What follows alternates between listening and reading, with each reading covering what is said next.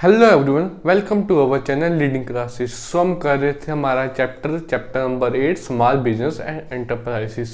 सो फिर से कई लोगों को कन्फ्यूजन होगी चैप्टर नंबर 8 है कि चैप्टर नंबर 9 है। मैं फिर से बता रहा हूँ कि मैं पूनम गांधी को रेफ़र कर रहा हूँ, उसमें चैप्टर नंबर 8 है।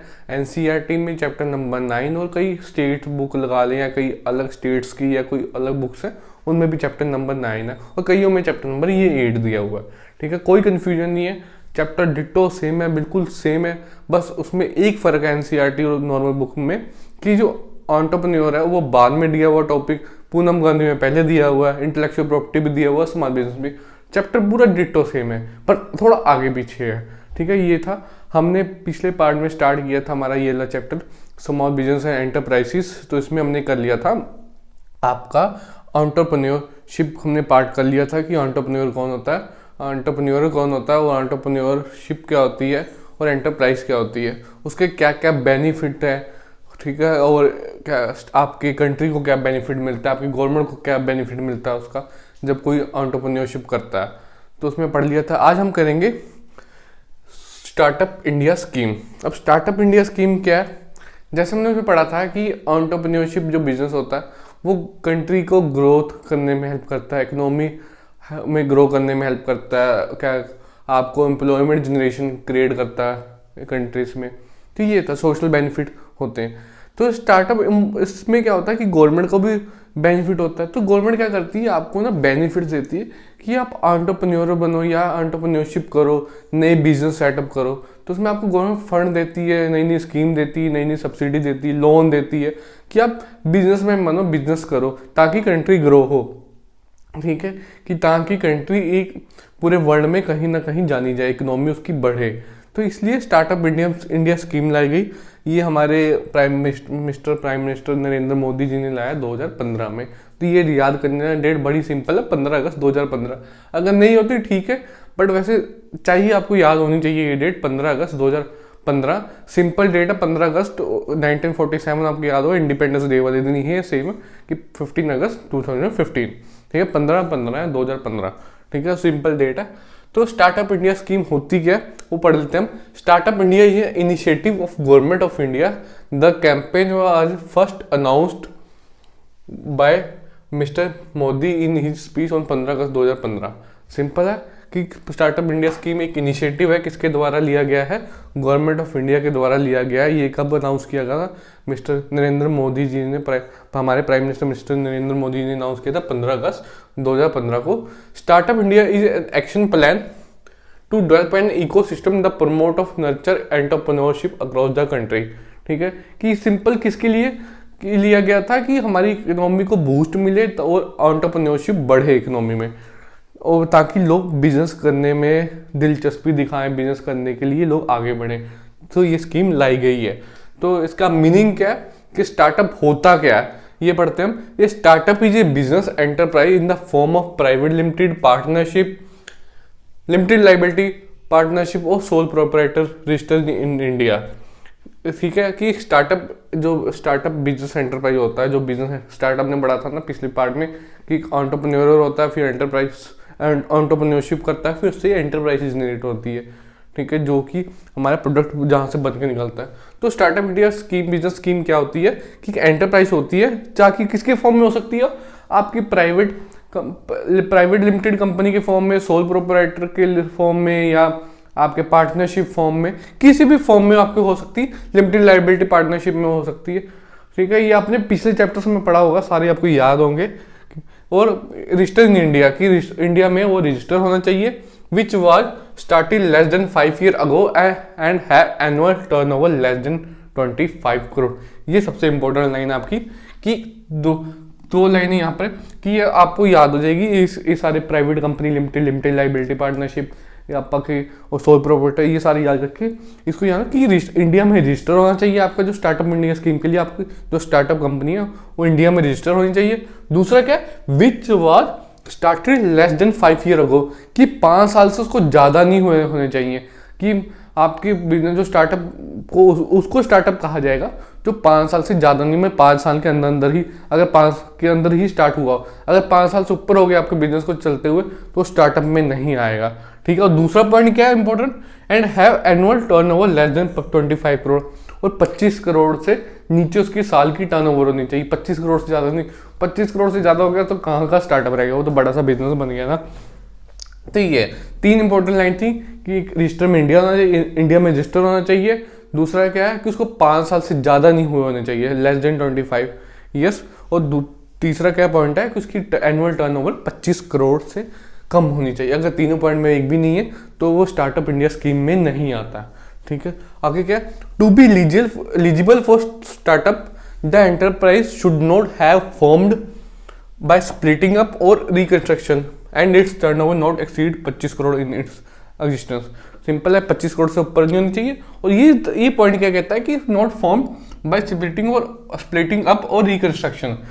क्या होता है कि कई बार क्या करते हैं लोग, जिनकी कंपनी चल रही होती है वो क्या करते हैं, अपनी कंपनी को मतलब एक अपने नाम कंपनी के नाम से दूसरी कंपनी स्टार्ट कर देते हैं या बांट देते हैं, या किसी अपनी कंपनी का नाम ही चेंज कर देते हैं, ठीक है। एक मान लो ABC कंपनी चल रही है, उन्होंने अपना बांट दिया, XYZ कर दिया और WXY कर दिया, कुछ भी कर दिया, उन्होंने नाम से कुछ भी स्टार्ट कर दिया, ठीक है। आधे आधे नाम से अपने बच्चों को बांट दिया, तो स्टार्टअप में नहीं आएगा क्योंकि वो पहले से चल रही है कंपनी।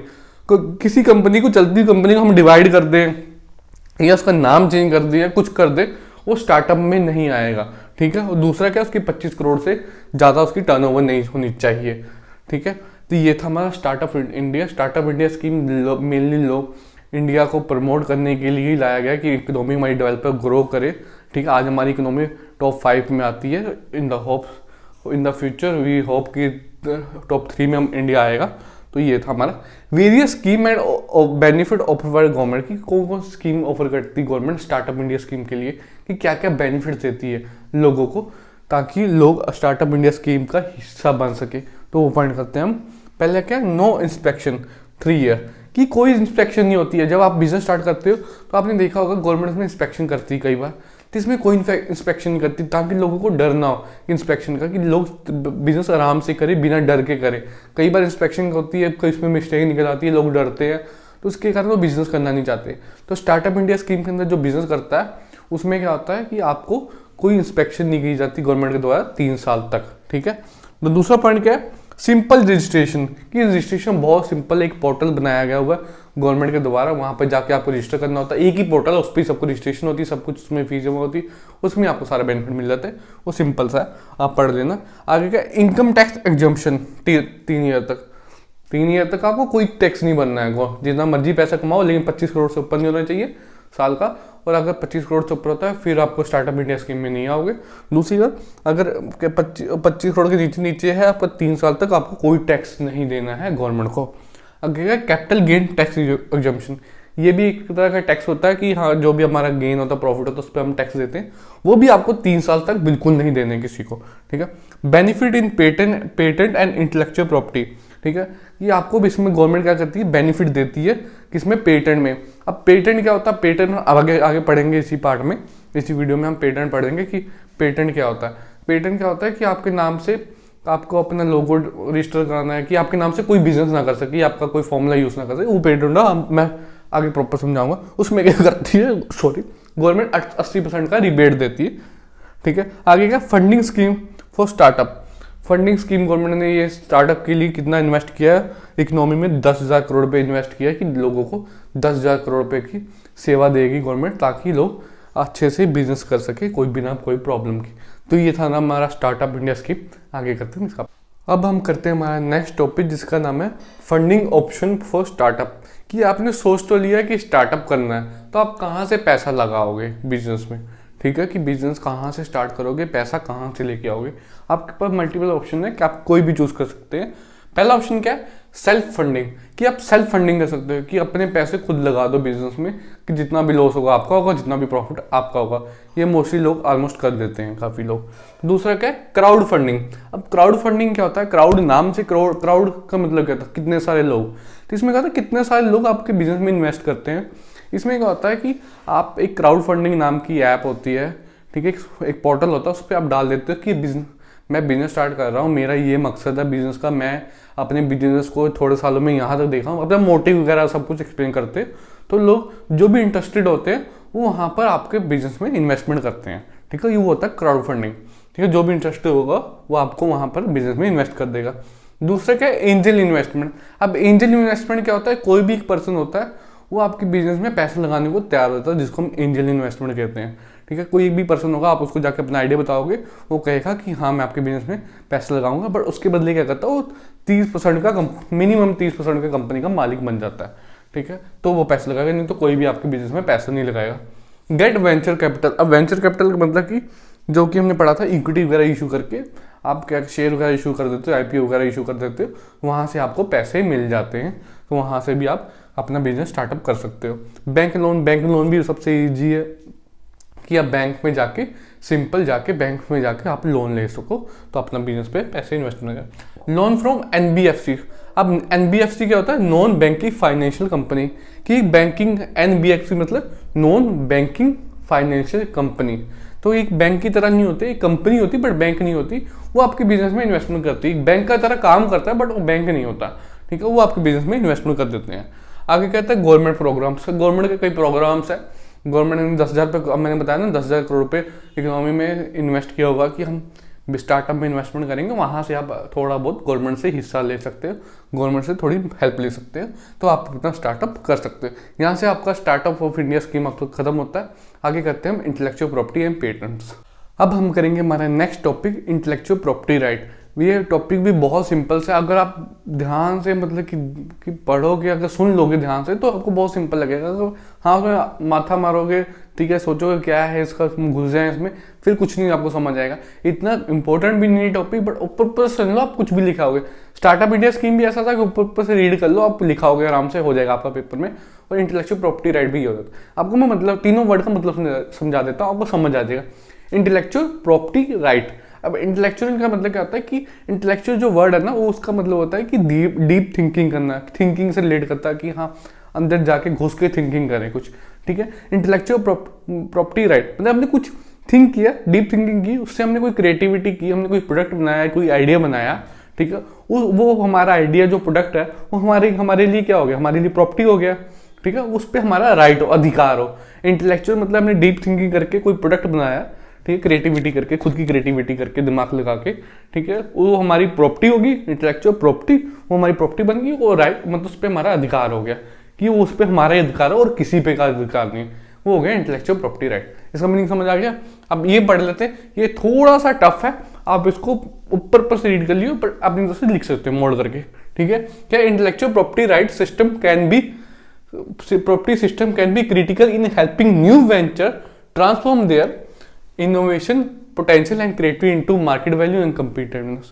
कि जो हमारा जो क्या इंटेलेक्चुअल प्रॉपर्टी राइट होता है वो क्या करता है, हमें हेल्प करता है किसमें, हमारे बिजनेस में, वेंचर का होता है बिजनेस में, और हमारे आइडियाज को हमारे transform their innovation potential and creativity into market value and competitive. कि जो हमारा आइडियाज है, हमारी क्रिएटिविटी, वो हमारे को हेल्प करता है किसमें, मार्केट वैल्यू में कन्वर्ट करने में, हमारी मार्केट वैल्यू में कन्वर्ट कर, मार्केट वैल्यू मतलब कि हमारा जो प्रोडक्ट होता है वो हमारे बाजार में आ जाता है, और कम्पिटिटिवनेस की हमें कम्पीट करने में हेल्प करता है ये इंटेलेक्चुअल प्रॉपर्टी राइट। ठीक है, आईपीआर इंटेलेक्चुअल प्रॉपर्टी राइट का मतलब ही आईपीआर होता है। IPR allow entrepreneur to protect the invention. की आईपीआर क्या करता है, एंटरप्रेन्योर को हेल्प करता है किसमें, उनकी प्रॉपर्टी को, उनकी जो प्रोटेक्ट इन्वेंशन और उनकी जो प्रॉपर्टी है या इन्वेंशन है उसको प्रोटेक्ट करने में आईपीआर हेल्प करता है। सिंपल सा मीनिंग है, इसमें मत जाओ, इसमें इतना मत घुसो, अपनी तरफ से याद कर लो कि हमने कोई क्रिएटिविटी की, हमने खुद की दिमाग लगा कोई क्रिएटिविटी करी, उसको, उस क्रिएटिविटी को या हमारे प्रोडक्ट को हेल्प करता है, प्रोटेक्ट करता है।